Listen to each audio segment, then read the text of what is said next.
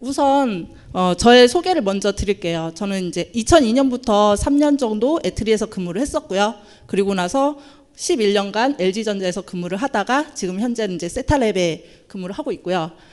애트리에서는 그때 2002년도에 막 그 광주에 기가망 사업을 국가에서 할 때가 있었어요. 그래서 20메가 bps급의 멀티미디어 스트리밍 서버를 서비스로 제공을 하자라는 큰 프로젝트로 그때 계획을 하고 참여를 했었는데요. 지금은 모바일에서 이제 기가망을 지원을 하죠.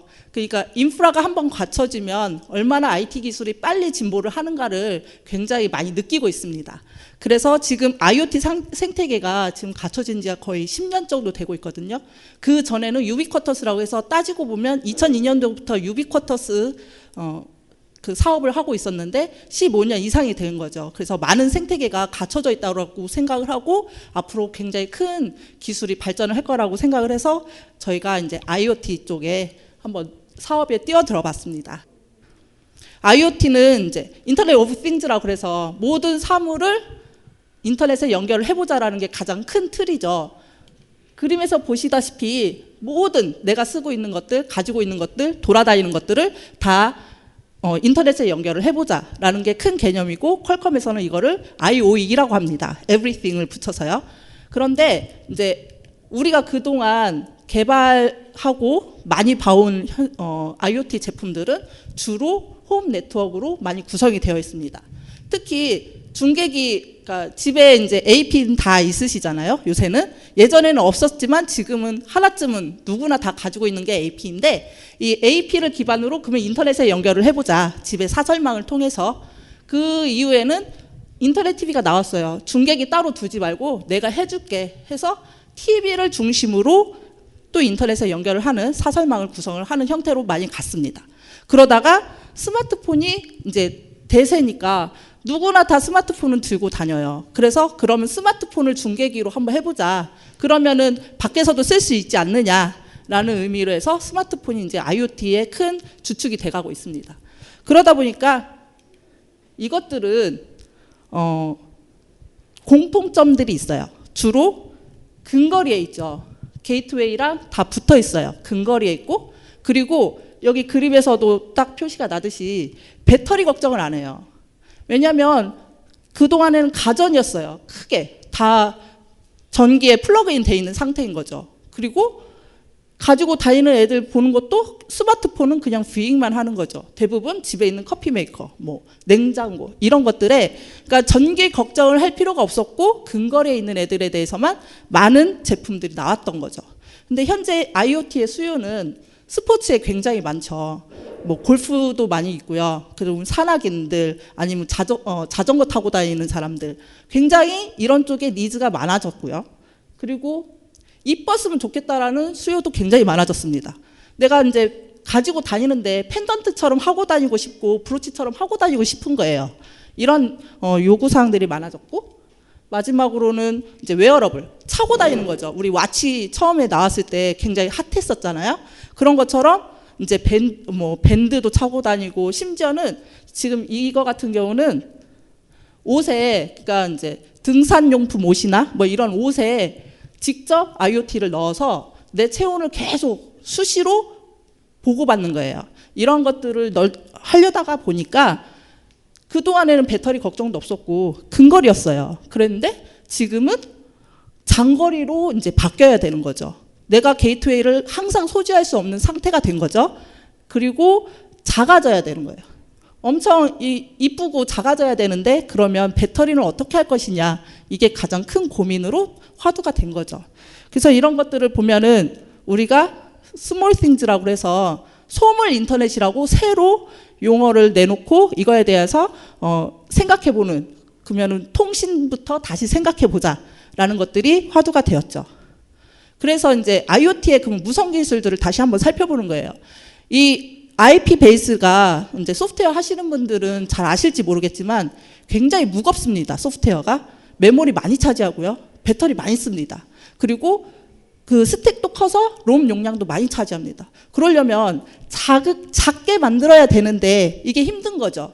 그래서 우리가 이제 이 부분에 대해서 다시 생각을 해봤을 때 무선 기술들을 봤을 때 이쪽 IoT 제품들은 무선이든 상관없이 일단 연결이 돼서 중계기가 인터넷에 쏘면 이게 IoT 아니냐라고 생각을 하게 된 거죠.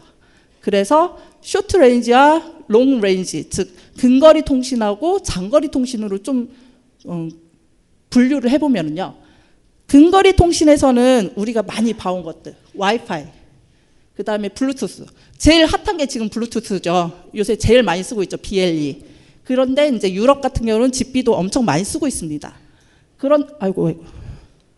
예. 근데 이제 롱 레인지 쪽을 보면은 이제 우리가 아웃도어로 나갔다 했잖아요. 야외로 나갔으면 거기서 내가 중계기를 안 가지고 있으면 먼 중계기로부터 데이터를 송시수신을 해야 되니까 롱 레인지를 봤을 때는 면허 대역과 비면허 대역으로 다시 구분이 됩니다.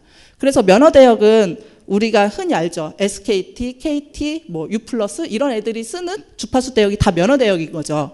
그래서 LTE, 3G 이런 애들이 이제 면허 대역인데 얘네들은 비싸죠. 굉장히 우리 데이터 사용량 엄청 비싸게 돈 주고 쓰고 있잖아요. 비싸요.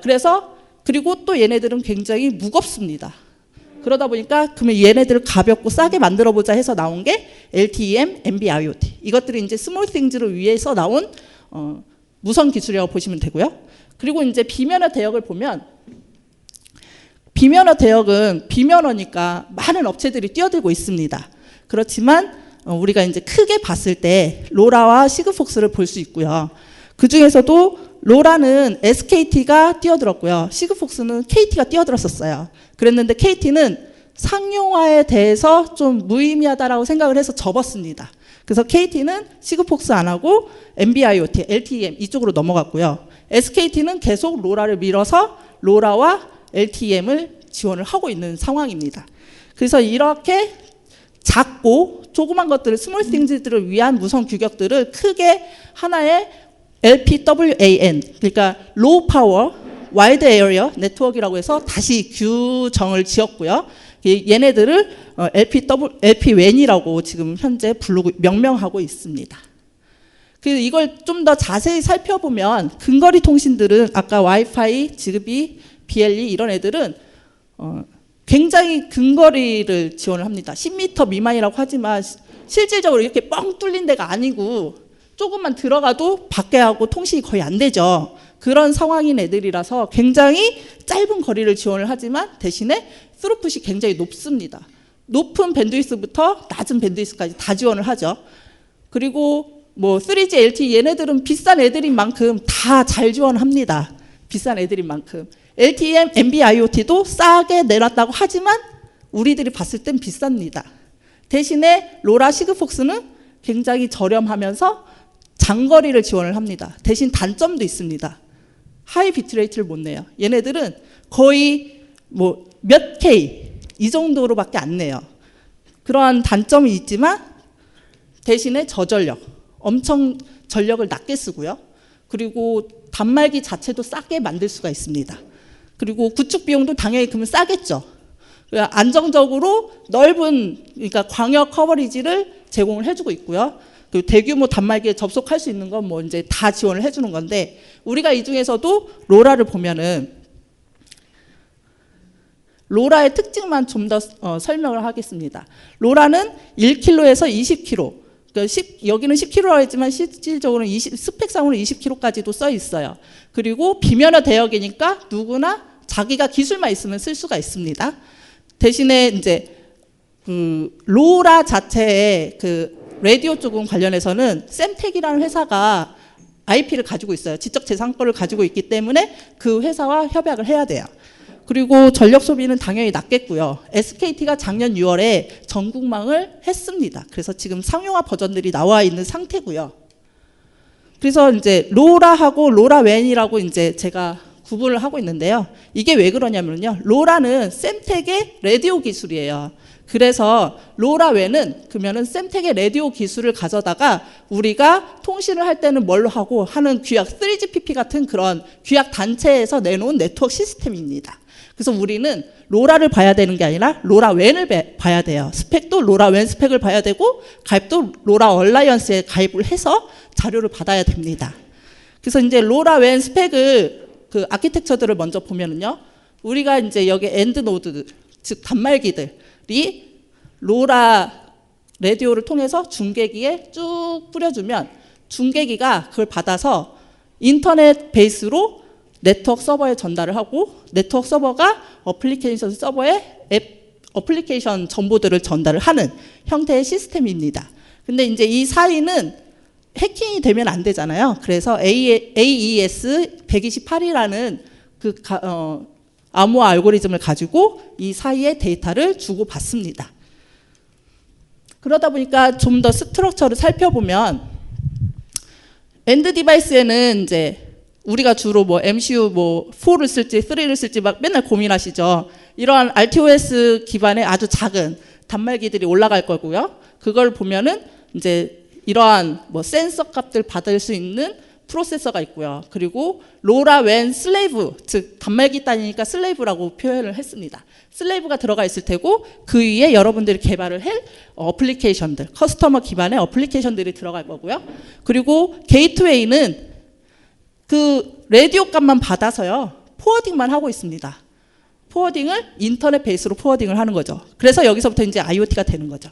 그래서 인터넷 베이스로 포워딩을 할 때 우리는 여기서는 1M2M을 쓰고 있습니다. 그래서 우리가 이제 인터넷으로 데이터를 전달을 하면 실질적으로 이제 네트워크 서버가 받아서 처리를 합니다. 어플리케이션을 줄 건 주고 네트워크 간에 뭐 주고받을 메시지들을 주고받고 하는 역할들을 하죠. 이럴 때 네트워크 간에 주고받은 역할들을 할 때는 네트워크 세션 키라는 키값을 가지고 암호화를 하고요. 그리고 어플리케이션에서 주고받을 때는 앱 세션 키라는 키값을 가지고 암호화를 하고 있습니다. 좀 더 이제 레이어를 살펴보면은요. 여기는 이제 각 지역별, 나라별, 국가별 그 전파법에 따른 리저널 스펙들이 들어가 있고요. 그 위에 로라 모듈이 들어가 있습니다. 로라 모듈은 결국은 라디오 얘기를 하는 거예요. 라디오가 들어가 있고요. 그 위에 로라웬 네트워크인 로라맥 레이어들이 들어가 있습니다. 이 로라맥 레이어들은 크게 클래스 A, B, C로 구현이 되어 있어요. 이것들은 조금 이따가 다시 자세히 말씀을 드릴 건데 그 서버 단위 데이터를 어떻게 단말기에 줄 거냐의 규약입니다. 그리고 그 위에 이제 어플리케이션이 들어가 있죠. 그래서 클래스 A는 디폴트예요. 무조건 단말기 단에서 구현을 해줘야 됩니다. B, C는 각각 단말기들의 사용량에 따라서 사용법에 따라서 바뀝니다. 그래서 보면은 클래스 A 같은 경우는 단말단에서 데이터를 올리면 네트워크 서버에 올리고 나서 어느 정도 일정 딜레이 타임 지난 후에 내가 수신 받겠다라고 윈도우를 하나 RX 윈도우를 하나 열립니다. 이때 서버단에서 데이터를 내려야 됩니다. 이때 안 내리면 단말단이 무시를 해버려요. 그리고 나서 데이터가 안 들어왔으면 RX2를 한번 다시 열어줍니다. 이 채널은 따로 채널이 디폴트로 정의가 되어 있어요. 그래서 이 채널은 이 TX하고 RX1 채널하고 무관하게 따로 채널이 연결이 되고요. 그래도 여기까지도 안 들어오면 끝입니다. 그래서 서버단에서 더 이상 단말에게 데이터를 내려줄 수가 없어요. 그러다 보니까 서버가 갑자기 좀 나 이 데이터를 꼭 단말기에 주고 싶은데 어떻게 해야지? 라는 이제 걱정들이 생기는 거죠. 그러다 보니까 이제 클래스 B가 이제 발생을 했어요. 클래스 B는 이제 비콘이랑 연동을 해서 그러면 중간중간에 한 번씩 서버와 동기화를 하자. 그래서 비콘 타임에 맞춰서 한 번씩 주고받는 시간을 엽니다. 중간중간에요. 그리고 마지막으로 클래스 C는 단말기 단이 RX2 윈도우를 계속 열어놓는 거예요. 서버가 아무 때나 데이터를 던져도 받을 수 있게. 대신에 얘 같은 경우는 상용화하기는 힘들겠죠. 배터리가 그냥 계속 열려 있으니까 배터리 소비량이 엄청날 겁니다. 그래서 배터리 소비량으로 봤을 때 클래스 A가 가장 합리적이다라고 생각을 해서 클래스 A만 디폴트인 거예요. 그래서 우리나라의 그 리저널 스펙을 보면은 RX1은 딜레이 타임이 1초 뒤에 엽니다. TX 전송 완료하고 1초 뒤에 RX1을 열고요. 그리고 나서 RX2는 이 RX1에 무조건 플러스 1이 규약입니다. 그래서 우리나라는 2초 뒤에 엽니다. 보면 이제 로라웬의 이제 그 조인 프로시저를 제가 간략하게 말씀을 드릴 건데 우리 통신이라는 게 그렇잖아요. 항상 열면 나 연결했다? 너 뭐 할래? 뭐 이렇게 주고받잖아요. 메시지를 일단 주고받고 나서부터 그 다음부터 나 데이터 이거 보낼게 이런 식의 통신인 거잖아요. 마찬가지로 로라도 똑같습니다. 근데 굉장히 단순해요. 우리 뭐 LTE나 3G나 뭐 이런 것들하고 비교를 해봤을 때 엄청 단순합니다. 보시면 엔드 디바이스의 앱 레이어가 우리 아까 얘기했던 커스터머 단위라고 생각을 하시면 돼요. 커스터머 앱 쪽이라고 생각을 하시면 되고, 얘는 그냥 켜졌다라는 것만 인디케이션을 날리면 됩니다. 그러면은 맥 레이어가 아니면은 이쪽이 만약에 모듈이 아예 뭐 MCU가 따로 들어가 있는 애다. 그러면 파워 인감을 하면 되는 겁니다. 파워 인감을 하면 맥 레이어가 그걸 딱 받고, 이때 이제 맥 레이어 쪽에 디바이스 값이나 아니면 어플리케이션, 그 다음에 앱 키라는 그 아주 중요한 키를 생성하는 정보를 가지고 있는 앱 키라는 값을 가지고 있어서 이걸 가지고 조인 리퀘스트를 날립니다. 조인 리퀘스트를 날리면 이때도 네트워크 서버가 앱 서버에 줄 수도 있고 안 줄 수도 있어요. 이거는 이 두 간의 규약이기 때문에 조인 리퀘스트를 날리면 그냥 네트워크 서버가 앱 서버에 왔어 하고 알려주고 끝이에요. 뭐 얘하고 서로 주고받는 게 있을 수도 있고 없을 수도 있습니다. 그리고 이때는 이제 앱 키로 제일 처음에 조인 리퀘스트를 날릴 때는 암호화가 안 돼 있어요. 대신에 이제 네트워크 서버하고 이 맥 레이어 간에 서로 앱 키를 알고 있어야 돼. 서로 알고 있어야 되고요. 그래서 이제 네트워크 서버가 조인 리퀘스트를 받으면 앱 키로 메시지를 그때부터 암호화를 합니다. 그래서 조인 억셉트를 날릴 때는 이미 암호화가 되어 있는 상태입니다. 그래서 이걸 받고 조인 인디케이션을 날려줘도 되고 안 날려줘도 되고, 이거는 이제 어플리케이션과 그러니까 맥 레이어 간에 서로 또 규약이라고 생각을 하시면 돼요. 그래서 인디케이션이 대부분 보내지겠죠. 우리 조인 됐다. 너 그다음부터 데이터를 날려라. 이게 둘의 핸드쉐이크 끝이에요. 굉장히 단순하죠. 그러면 이제 그 어플리케이션 단에서 실질적으로 내가 이제 데이터를 쏘고 싶어요. 뭐 온도계를 만들었다. 그러면 이제 온도 데이터를 주기적으로 뭐 1시간에 한 번씩 보내겠죠? 이럴 때는 어플리케이션에서 나 온도 뭐 몇 도야. 그거를 이번 포트에 보내. 이런 식으로 메시지를 알려주면 이 맥 레이어 단이 메시지를 받아서 앱 세션 키로 암호화를 합니다. 앱 세션 키로 암호화를 해서 메시지를 전송을 하고요. 그럼 네트워크 서버 단이 받아서, 원래는 앱 세션 키는 얘가 받아서 처리를 해야죠. 그런데 둘이 붙어 있는 경우들이 거의 대부분이라고 생각을 하면 돼요. 얘는 데이터 서버라고 생각을 하시면 돼요. 그래서 주로 얘가 다 알고 있으니까, 앱 키를 이미 알고 있으니까 네트워크 세션 키도 만들 수 있고 앱 세션 키도 만들 수 있고 다 만들 수 있거든요. 그래서 얘가 복화를 해서 어플리케이션에 그냥 진짜로 그냥 데이터만 보내는 경우들도 왕왕 있습니다. 그리고 네트워크끼리 주고받는 메시지들이 있어요. 이게 이제 통신이니까 나 밴드위스 그걸로는 도저히 뭐 수신율이 안 나와서 안 되겠다. 너 리트랜스미션을 몇 번 해라. 아니면 밴드위스 어디로 쏴라. 채널 몇 번 열어라. 이런 식으로 계속 네트워크끼리 서로 주고받을 수 있는 규약들이 있어요. 그 통신을 원활하게 하기 위해서.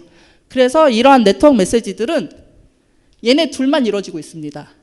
엔드 디바이스의 맥 레이어와 네트워크 서버 간. 즉, 그러니까 아까 얘기했던 네트워크 슬레이브하고 마스터끼리만 둘이 주고받아요.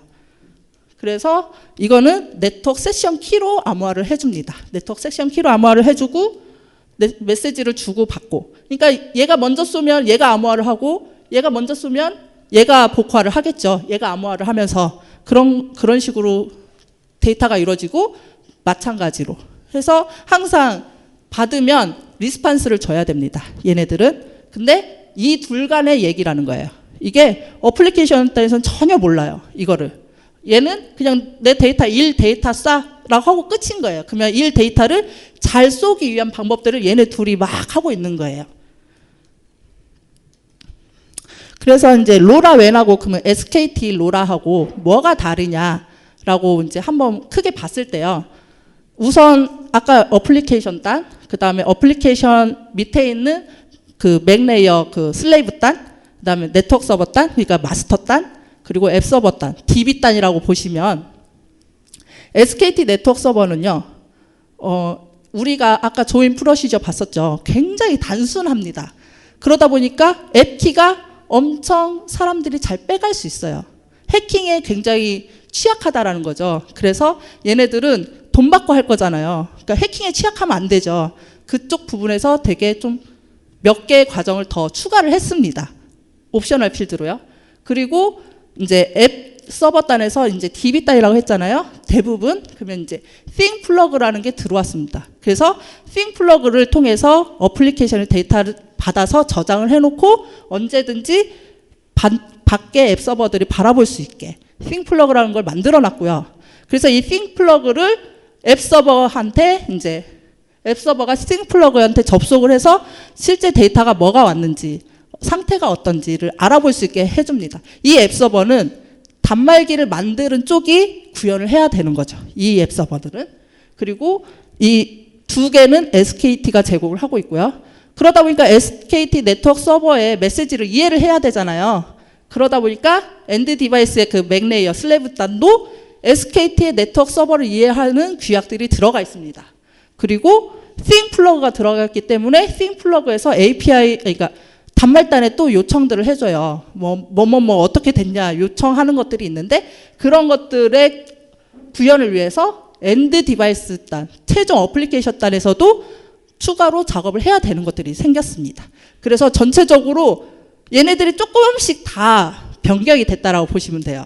그러니까 변경이라기보다는 추가가 됐다라고 보시면 돼요.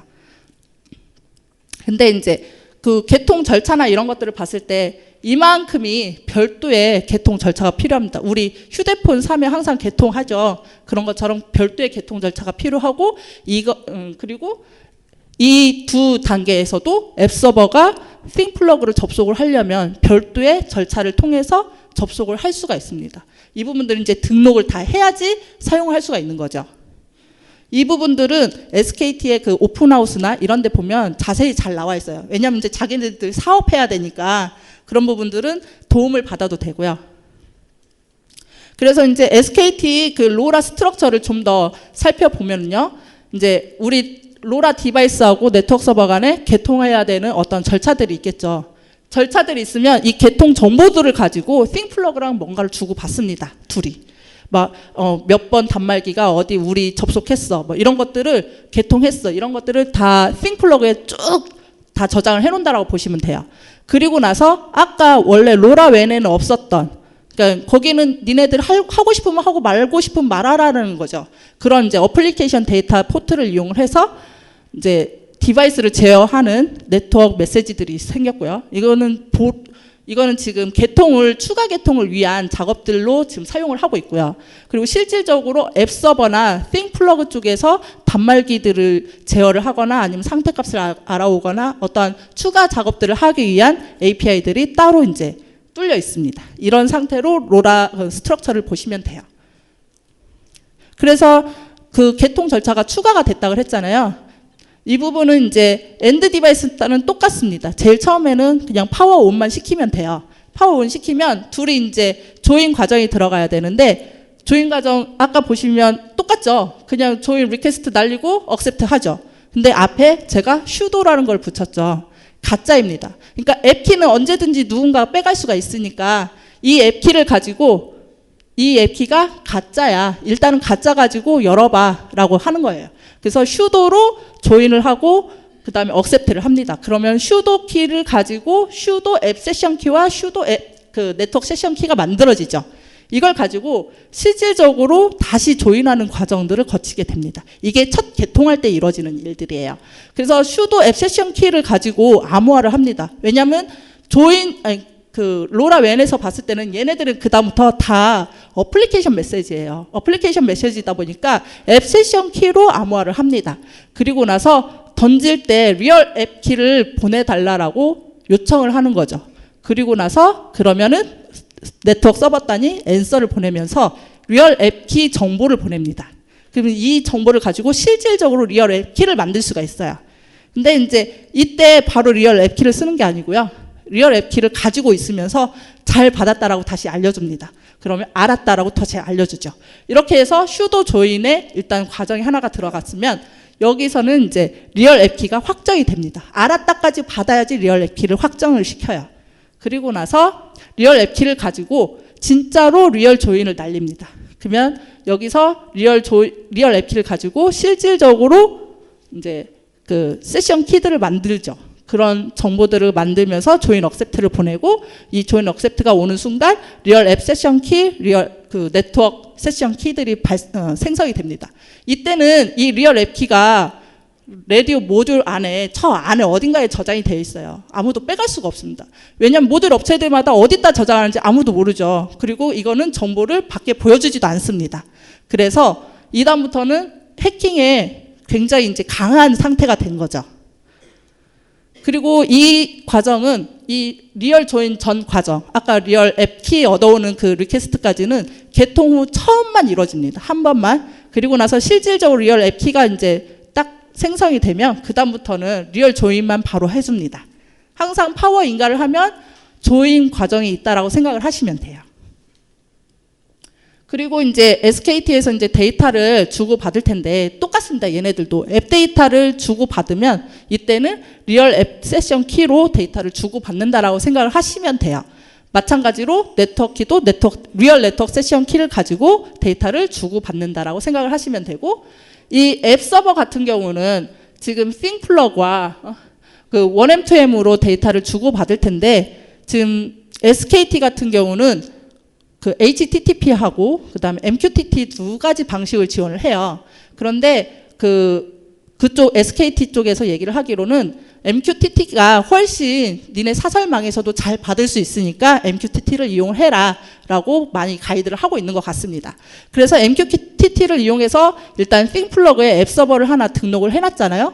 등록을 해놓고 서브스크라이브를 등록을 해놓으면 그 다음부터는 여기서 리얼 앱 데이터가 딱 날라오면 1M2M으로 그 앱 서버 단에다가 데이터 왔어 라고 계속 푸시로 알려줍니다.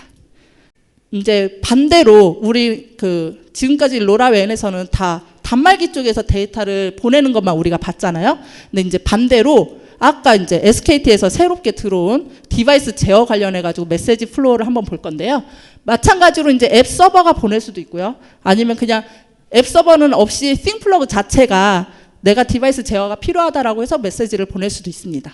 근데 주의할 점은 아까 클래스 A로 우리가 만들었죠. 단말단에서 데이터를 보내기 전까지 얘네가 데이터를 보낼 수가 없습니다. 항상 그 점은 기억을 해주시고요. 그래서 이제 단말단에서 뭔가 앱 데이터가 왔어요, 이미. 그래서 단말단에서 데이터 왔어? 이러면서 바로 그러면은 1M2M으로 디바이스 리셋을 필요하다라고 날리는 거죠. 그 디바이스 한 번만 껐다 켜줘라 라고 메시지를 날리면 이제 앱 세션 키로 암호화를 해서 데이터를 맥 레이어 슬레이브 땅까지 옵니다. 그러면 얘는 데이터를 해석을 해서요, 그냥 어플리케이션 단에 던져줍니다. 야, 디바이스 리셋 왔어, 너 처리해 하고 얘는 끝이에요. 그러면은 이제 어플리케이션 단이 그 디바이스 리셋인지 아닌지 아니면 뭐 다른 디바이스 커맨드인지를 따라서 보고 리셋이구나 그러면 자기가 리셋해야 되는 동작들을 쭉 한 다음에 상태를 날려줍니다. 이때는 이제 이 어플리케이션 레이어가 어떻게 구현을 하느냐에 따라서 다른데 무조건 받으면 상태가 날아간다. 이 두 개만 기억을 하시면 돼요. 그래서 상태를 날려주고 스테이터스가 어떻다라고 싱플러그에 저장을 해두면 나중에 앱 서버가 와서 또 볼 수가 있습니다. 그래서 이제 그 싱플러그가 단말 관리를 위해서 어플리케이션 메시지를 이렇게 보내라고 규약을 해놨습니다. 이 부분은 단말기 쪽이 SKT 로라를 사용을 한다라고 하면 무조건 구현을 해줘야 되는 부분이라서 제가 중요해서 따로 발췌를 했고요. 그 중에서도 다른 건 다 니네가 구현하고 싶으면 하고 말고 싶으면 말하라는데 딱 하나 아까 얘기했던 디바이스 리셋 이 부분은 무조건 필수로 구현을 해놔야 됩니다. 이 외에는 이제 어플리케이션 서버 단이 디바이스 제어를 뭐뭐뭐를 하고 싶다라고 필요로 할 때마다 자기네들이 구현을 하고 싱플러그에 API를 추가만 해놓으면 됩니다. 이러한 자세한 과정들은 나중에 이제 오픈하우스 들어가서 자료를 받아보시면 될 것 같아요. 그래서 이제 제가 실 예를 하나 들어서 써놨습니다. 우리가 이제 온도계 보드를 하나 만든다고 생각해요. 그 실내 온도를 주기적으로 체크를 해서 올린다거나 아니면 이제 내 몸에 뭐 산악인이에요. 그래서 내 몸의 온도를 주기적으로 체크해서 올리고 싶다라고 하는 이제 IoT 제품을 하나 만든다라고 했을 때 그러면 이제 우리가 모듈을 직접 개발할 수도 있죠. 아까 그런 그 SKT와 그 네트워크 간에 관련된 모든 것들을 자기가 다 만들어서 그냥 샘테컬 로라칩 사다가 만들 수도 있고요. 근데 이제 그러려면 SKT 인증을 다 받아야 되는 절차가 다 필요합니다. 근데 이제 SKT가 현재 솔로엠이랑 와이솔, 뭐 이도링크, 그다음 한 개 업체가 이번에 더 추가로 됐다고 하는데 이런 업체들 거의 그 모듈은 그냥 사서 쓰면 됩니다. SKT의 인증들이 이미 다 완료가 되었기 때문에 그냥 사서 쓰면 된다라고 생각을 하시면 되고, 그래서 아무튼 이제 파워온을 같이 시키죠. 얘네들은 모듈이기 때문에 그 MCU도 따로 있습니다. AT 커맨드로 둘이 통신을 하면 됩니다. 그래서 이제 파워온 인가를 하면 둘이서 알아서 리얼 조인까지 다 됩니다. 여기는 하나도 몰라도 돼요. 그냥 알아서 둘이 뭔가 속닥속닥 거리면서 그냥 리얼 조인까지 완료가 되면은 그다음부터 온도계 보드는 그냥 꾸준하게 내 시간에 맞춰서 온도만 올리면 됩니다. 그때 이제 아까 제가 얼핏 얘기를 했지만 프레임 포트라고 해서 포트가 있어요. 포트 번호하고 데이터만 주면 얘네들이 그 데이터 두 개를 가지고 제너레이션 해서 메시지를 전달을 합니다. 그러면 이제 네트워크 서버에서 1M2M으로 다시 이제 포트 정보하고 데이터 정보를 싱 플러그 해주면 앱 서버가 아까 이제 제일 처음에 등록을 해놨다 그랬죠. 데이터 오면 그냥 계속 주기적으로 받으면서 뭐 모니터링 툴에다가 던진다거나 어떠한 작업들을 해주면 됩니다. 그때 이제 이 포트 얘기를 잠깐 다시 좀 드리면은요. 로라에서 지금 포트는 0번부터 255번까지 규약을 해놓고 있어요. 그래서 로라는 딱 하나만 규약을 해놓고 있습니다. 두 개. 0번은 네트워크만 쓸 거야. 니네 쓰지 마. 그거 하나 하고요. 224번부터 255번까지는 내가 예약해놨어. 니네 쓰지 마. 딱 두 개만 지키면 되는데 여기에 SKT가 추가를 했죠. 아까 이제 네트워크끼리 주고받아야 될 앱 데이터들이 있었다고 했고 싱플러그 API를 위해서 앱 데이터를 주고받아야 된다고 했었죠. 그래서 이 두 개 포트는 SKT가 점유를 했습니다. 내가 쓸 테니까 니네 쓰지 마. 이거입니다. 그래서 실질적으로 단말기 개발하시는 분들은 1번부터 221번까지 쓰면 되고요. 그러면서 이제 제가 팁을 하나를 드리자면 단말기 개발을 해서 센서 값들이 여러 개가 있어요. 한 10개 있다고 쳐요. 뭐 온도도 보내고 습도도 보내고 뭐 바로미터 값도 보내고 여러 가지 정보가 있다고 하면 앱 서버가 일일이 봐가지고 얘는 바로미터네, 얘는 온도네, 얘는 습도네, 이걸 구분을 해야 되잖아요. 그렇지만 포트를 구분해서 보내면 포트 번호를 보고 얘는 온도 데이터구나, 얘는 뭐 바로미터 정보구나 라고 바로 알 수가 있겠죠. 그렇게 해서 따로따로 자기가 보내고 싶은 데이터들을 포트를 할당해서 보내시면 굉장히 편할 것 같습니다. 그래서 이제 222번 DE 포트는 싱 플러그와 단말의 앱 쪽이 주고받아야 되는 포트 번호이고요. 그래서 222번 포트로 온 데이터는 그 슬레이브 단위, 맥 단위 받아서 그냥 무조건 어플리케이션 단위에 토스를 한다라고 생각을 하시면 돼요. 그리고 223번은 맥 단위 받아서 내가 처리를 해야 되는 거구나. 그거라고 보시면 되고, 현재 223번은 아까 리얼 조인을 위한 앱키를 주고받는 포트로 사용을 하고 있습니다. 그래서 이제 디바이스 제어 관련해 가지고도 이제 뭐 예를 한번 들어보면 온도계 보드에서 이제 쭉 올리고 있었는데 갑자기 앱 서버나 싱플러그 쪽에서 디바이스 값이 계속 정보가 이상하게 올라온다. 너 한번 리셋해라 라는 이제 그 명령을 내리면은요. 이때도 제가 아까 얘기 드렸죠. 클래스 A로 만들었을 경우에는 무조건 단말 단위 먼저 데이터를 한번 올려줘야 됩니다. 단말 단위 한번 데이터를 올려주면 그 값, 올라왔네 하고서는 디바이스 리셋을 내리는 거예요. 디바이스 리셋을 내리면 온도계 보드가 리셋해야 되겠네 하고 리셋을 해줍니다. 뭐 이제 리셋을 하고 스테이터스를 올려도 되고요. 아니면 리셋하기 전에 다 정리를 하고 스테이터스 올리고 리셋을 해도 되고요. 그건 이제 구현하시는 분들의 상황에 따라서 알아서 전송을 하면 되고, 이 사이는 그냥 다 이 위에 단계라서 제가 그냥 구름 처리를 해놨습니다. 그리고 마찬가지로 디바이스 매니지먼트 관련된 API들도 똑같습니다. 이 리셋만 필수 구현이기 때문에 제가 따로 빼놓은 거고요. 이 밑에 부분부터는 그 단말기를 만드는 업체에서 알아서 그냥 만드시면 됩니다. 규약만 맞춰서. 그리고 이제 제가 현재까지 드릴 말씀들은 다 드렸고요. 참고 문헌으로는 이 두 개가 로라웬 스펙입니다. 하나는 진짜 이제 로라웬 간의 그 규약들이고요. 그리고 밑에는 리저널 스펙들로 우리나라 규약 정보들이나 아니면 이제 다른 유럽 규약 정보들 다 나와 있습니다. 이 두 개는 그 솔렘 같이 모듈을 개발하실 분들이 필요한 규약들이라고 생각을 하시면 되고요. 그리고 로라를 이용해서 IoT 제품을 만들겠다라고 하시는 분들은 한 번쯤 읽어보시는 게 로라를 아시는데 도움이 될 것 같고요. 그리고 이제 아까 제일 처음에 이제 IoT 생태계나 뭐 이런 정보들은 이 자료를 가지고 봤는데 에트리에서 만든 자료고요. 그 각각 로라나 시그폭스나 뭐 이런 애들의 뭐 DB 값들 뭐 그 데이터베이스들 쭉 설명을 다 잘 해놨습니다. 혹시 보시고 싶은 분들은 찾아서 보시면 좋을 것 같아요. 그리고 마지막으로 SKT 로라 단말 공통 요구 사항이라고 그래서 그 ThinkPlug API나 아니면 리얼 그 조인 관련한 그 요구 사항들을 정의를 해놨거든요. 이번 9월달에 올라온 게 가장 최신 버전이고요. 여기서는 어플리케이션 쪽이 무조건 구현이 되어야 하는 부분들이 정의가 되어 있으니까 보고 참조를 하셔야 될 것 같습니다. 혹시 질문 있으신가요? A하고 C는요, 웬만한 애들은 다 가능하다라고 생각을 하시면 되고요. B는 지금 아직도 스펙에서도 만들고 있는 중입니다. 그래서 A하고 C가 된다고 생각하시면 돼요. 네. 지금 아직까지 1.02로 하고 있고요. 네. ThinkPlug도요.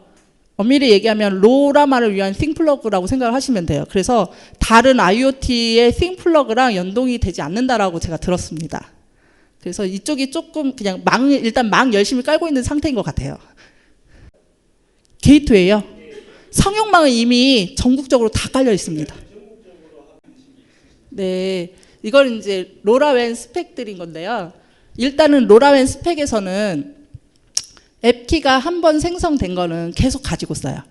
그리고 그러니까 앱키로 제일 처음에 네트워크 세션 키하고 앱 세션 키를 만들면 그걸 그냥 계속 가지고 써요. 그러다 보니까 앱키가 뚫리면 두 키를 다 생성을 할 수가 있어요.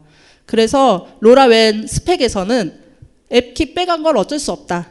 그냥 끝이에요. 그냥 해킹 끝인 거고요. 그러니까는 SKT에서도 마찬가지로 만약에 진짜로 리얼 앱키를 뚫어서 빼왔다. 그럼 이제 끝인 거예요. 그냥 걔는 해킹이 된 거라고 보시면 되고요.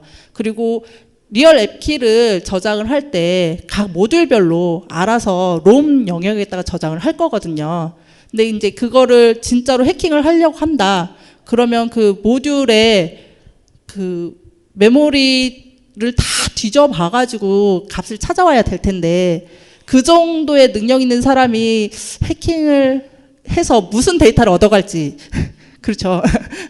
여기서 주로 주고받는 게 우리 센서 값 주고받잖아요. 그 사람의 몸무게가 정말 궁금해가지고 해킹을 해서 몸무게 추이를 바라볼 건가 라는 생각인 거죠. 근데 이제 이게 중요한 게 전력이나 이런 쪽에 이제 좀 중요하죠. 왜냐하면 내가 가스 검침량이 이렇게 나왔는데 해킹을 해서 내가 0으로 계속 바꿀 수 있을 수 있잖아요.